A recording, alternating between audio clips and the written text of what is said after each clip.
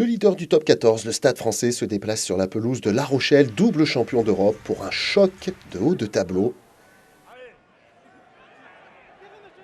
Et dès la 4e minute, les Rochelais récupèrent ce ballon et l'action se met en œuvre. Un jeu au pied par-dessus. Brice Dulin qui récupère ce ballon pour lui-même. Un deuxième jeu au pied.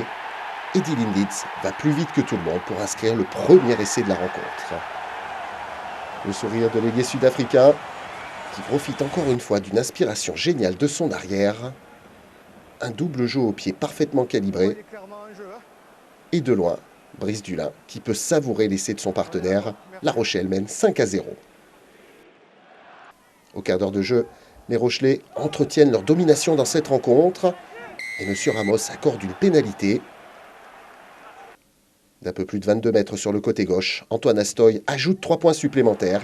La Rochelle mène 8-0. Des Rochelais toujours efficaces, mais qui viennent concéder une pénalité dans ce ruck. Joris Second réduit l'écart. La Rochelle 8, Paris 3. On est peu avant la demi-heure de jeu. 6 minutes après, les Rochelais sont déjà de retour dans les 22 adverses. Une feinte de passe. La fixation au pied des poteaux. Et derrière, ça déroule avec Antoine Astoy, Soiteni, Astoy et la passe laser pour Dylan Leeds qui vient inscrire un doublé dans cette rencontre avec un dernier crochet sur l'arrière parisien Laloy. On revoit ce bon redoublement de passe entre Astoy et Soiteni et cette passe laser pour Dylan Leeds. Laloy est embarqué. Ça fait 2 essais à rien pour La Rochelle et 13-3 au tableau d'affichage. 3 minutes avant la pause, les Parisiens sont encore à la faute au sol. 40 mètres face au perche. Antoine Astoy ajuste une nouvelle fois la mire et donne 13 points d'avance aux siens. Le Stade Rochelais mène 16-3 à la pause. Deuxième période, les débats sont plus équilibrés au tableau d'affichage, même si les Rochelais dominent. Et il faut attendre 3 minutes avant la fin de la rencontre pour voir cette longue chevauchée de Thomas Bergeon.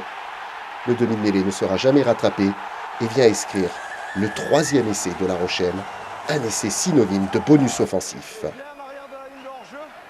On revoit la belle chevauchée de Thomas Bergeon, inarrêtable jusqu'au bout. Avec la transformation, La Rochelle mène 23-3.